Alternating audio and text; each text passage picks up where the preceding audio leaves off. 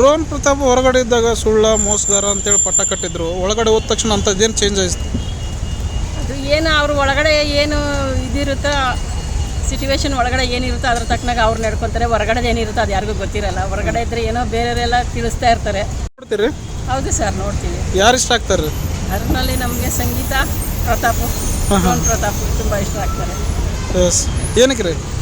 ಅವರು ಏನಿದ್ರು ನೇರವಾಗಿ ಮಾತಾಡ್ತಾರೆ, ಹಿಂದೆ ಮುಂದೆ ಥರ ಇದು ಮಾಡಲ್ಲ. ಏನಿದ್ರು ಫೈಟ್ ಡೈರೆಕ್ಟ್ ಫೈಟ್ ಮಾಡ್ತಾರೆ. ಅದರಿಂದ ಅವ್ರು ನಮ್ಗೆ ತುಂಬ ಇಷ್ಟ ಆಗ್ತಾರೆ. ಪ್ರತಾಪು ಅದೇ ಇದು, ಅದರಿಂದ ಅವರಿಬ್ಬರು ತುಂಬ ಇಷ್ಟ ಆಗ್ತಾರೆ ನಮಗೆ. ಡ್ರೋನ್ ಪ್ರತಾಪ್ ಹೊರಗಡೆ ಇದ್ದಾಗ ಸುಳ್ಳ ಮೋಸಗಾರ ಅಂತೇಳಿ ಪಟ್ಟ ಕಟ್ಟಿದ್ರು, ಒಳಗಡೆ ಹೋದ ತಕ್ಷಣ ಅಂಥದ್ದೇನು ಚೇಂಜ್ ಆಯಿತು? ಅದು ಏನು ಅವ್ರ ಒಳಗಡೆ ಏನು ಇದಿರುತ್ತೋ ಸಿಚುವೇಶನ್ ಒಳಗಡೆ ಏನಿರುತ್ತೋ ಅದ್ರ ತಕ್ಕನಾಗ ಅವ್ರು ನಡ್ಕೊತಾರೆ. ಹೊರಗಡೆ ಏನಿರುತ್ತೋ ಅದು ಯಾರಿಗೂ ಗೊತ್ತಿರಲ್ಲ. ಹೊರಗಡೆ ಇದ್ದರೆ ಏನೋ ಬೇರೆಯವರೆಲ್ಲ ತಿಳಿಸ್ತಾ ಇರ್ತಾರೆ. ಅದೆಲ್ಲ ಇಲ್ಲ. ಒಳಗಡೆ ಬಂದ ಮೇಲೆ ಏನಿರುತ್ತೆ ಅದ್ರ ಪ್ರಕಾರ ನಡೀತಾರೆ. ಅದಕ್ಕೆ ಅವ್ರಿಗೊಂದು ಇದು ಇರುತ್ತೆ, ಬೆಲೆ ಇರುತ್ತೆ. ವಿನಯ್ ಅವ್ರ ಬಗ್ಗೆ ಏನಂತೀರಾ?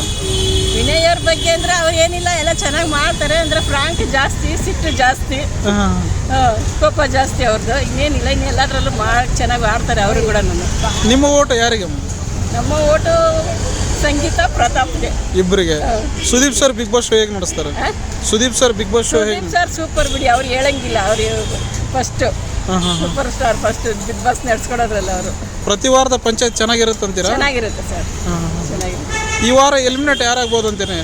ಯಾರು ಕಳಿಸ್ತೀರಾ ಮನೆಗೆ? ಇಬ್ರು ಅಂತ ಹೇಳಿದ್ದಾರೆ, ನೋಡಬೇಕು ಯಾರು ಹೋಗ್ಬೋದು ಅಂತ. ಸಂತೋಪ್ ಅಂತ ಅವರ ಫ್ರೆಂಡ್ಶಿಪ್ ಬಗ್ಗೆ ಏನಂತೀರಾ?